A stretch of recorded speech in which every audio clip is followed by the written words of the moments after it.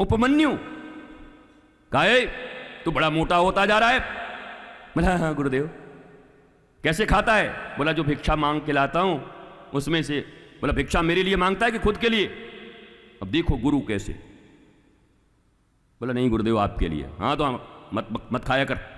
ठीक। 15 दिन के बाद फिर देखा तू तो अभी भी मोटा है। बोला गुरुजी एक बार आपके लिए मांगते हैं एक बार अपने लिए। अरे सन्यासी हो गया और गृहस्थों पर भार डालता है, बदनामी करेगा, खबरदार।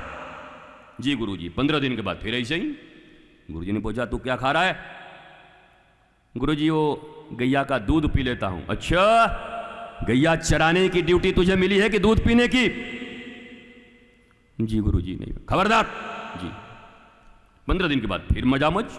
अरे बोला अब क्या खा रहा है तू? बोला जब बछड़ा दूध पी लेता है और दूध पीने के बाद जुगाली करके जो फेन ओन उसके मुंह में लगाता फेन उसको पी के मैं रहता हूं।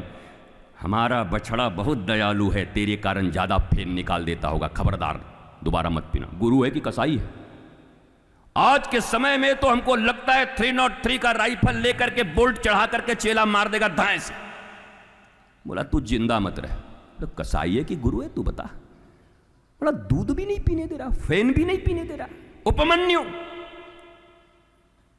और पूरा शास्त्र है इनके ऊपर। अब शास्त्र पढ़े नहीं तो उपमन्यु को कौन जाने? ये आलिया भट्ट को जानने वाले लोग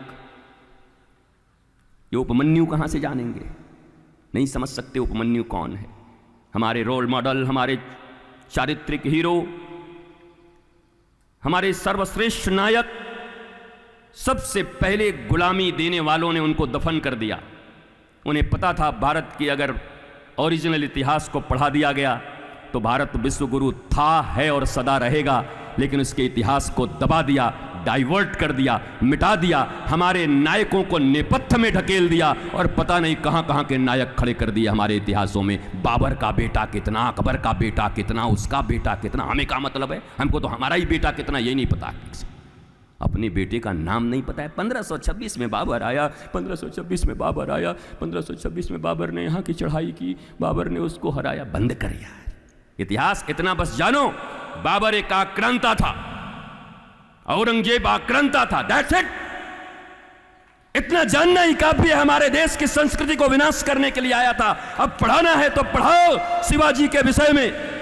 सड़क से उठा करके समर्थ श्री रामदास जी जैसे एक गुरु ने सड़क से उठाकर बालक को इसी राष्ट्र में मात्र 175 सोल्जर्स को लेकर के लाखों सैनिकों के, मुगलों के दांत खट्टे कर देने वाले अगर कोई सेनापति और राजा रहे हैं तो वो छत्रपति शिवाजी रहे हैं। और वो भी अपने गुरु की कृपा, समर्थ श्री रामदास जी की कृपा से किया। 175 और सामने में लाखों मुगल। पूछा किसी ने शिवाजी से हाउ इज इट पॉसिबल? बोला कम हियर। ले गए पीछे झोपड़ी में। तब 90 साल की उम्र समर्थ श्री रामदास जी ऐसे बैठते, ऐसे करके ले गए। बोला देख मेरे युद्ध, मेरा छत्रपति होने का गौरव सब इनके इस हाथ में छिपा हुआ है। बोला ये तो बहुत बूढ़ा है, ये कैसे युद्ध लड़े होंगे? युद्ध शरीर थोड़ी लड़ता है, विवेक लड़ता है। श्री कृष्ण के सारे लोग विरोधी थे। अभी मैं बताऊंगा कितने राजा विरोधी थे श्री कृष्ण के। उस समय जब श्री कृष्ण द्वारिकाधीश थे, पूरे भारत ही नहीं पूरी दुनिया, कालयवन आया था। कहां से? ग्रीक, यूनान से, जरासंध के पक्ष में। पूरी दुनिया में श्री कृष्ण के इतने विरोधी राजा थे, भारत में इतने विरोधी राजा थे, फिर भी दिग्विजयी कौन थे? श्री कृष्ण अकेला। मैंने कहा मिलिट्री बेस के ऊपर द्वारिका में गए थे, 3 तरफ से घिरी हुई थी समुद्र से। भगवान बोले कम से कम 3 तरफ से तो सुरक्षित रहें, एक तरफ से आएंगे तो लड़ लेंगे, देख लेंगे, नहीं चारों तरफ से तो हमारे विरोधी भरे हुए हैं। इसलिए मिलिट्री बेस बनाया था जाकर के वहां पर भगवान ने। अब पढ़िए अपने ग्रंथों को। और इशारा भी किया हुआ, ऐसा नहीं कि मैं बोल रहा हूं। सैन्य प्रबंधन की दृष्टि से द्वारिका को चुना गया कि 3 तरफ से सुरक्षित रहेगा, एक तरफ से आएंगे तो बलराम जी का हल ही काफी।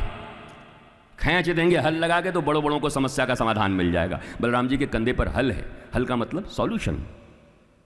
बलराम जी के पास जाओ तो हर चीज का सॉल्यूशन हल है, प्रश्न नहीं है। अरे जिनके भाई कृष्ण हो, हल उन्हीं के पास हो सकता है। जीवन में खाली प्रश्न ही प्रश्न हो, उनके जीवन में हल कहाँ से? कुछ लोग केवल प्रश्न प्रश्न प्रश्न प्रश्न प्रश्न प्रश्न। अरे तुम्हारा नाम क्या प्रश्नानंद है? हर समय प्रश्न प्रश्न जरूर करो, पर परीक्षित की तरह करो। एक प्रश्न किया परीक्षित ने तो श्रीमद् भागवत की कथा आ गई। बताओ महाराज, एक प्रश्न किया और ग्रंथ आ गए।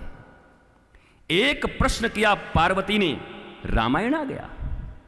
रामायण आदि कवि वाल्मीकि, तुलसीदास सब ठीक है, लेकिन आप जानते ही हैं कि रामायण के रचयिता कौन है? रची महेश निज मानस राखा, रचना करके रखे हुए थे।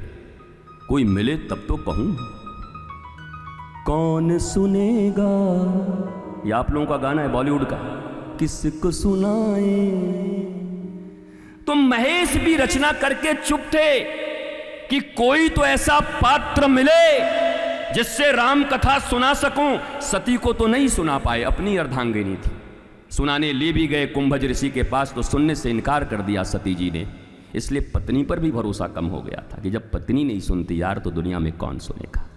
दूसरे जन्म में जब वही सती पार्वती बन करके आई, अपने गुरु नारद की कृपा से जोरदार तपस्या करके, और तब जब उन्होंने पूछा, बोला अब बताऊंगा उमा, तुम कथा सुनने के योग्य हो। और बाकी जब भोलेनाथ का याद आता है तो ये बात सच में याद आता है, सबको याद रखना चाहिए। यही मूल है आध्यात्म का।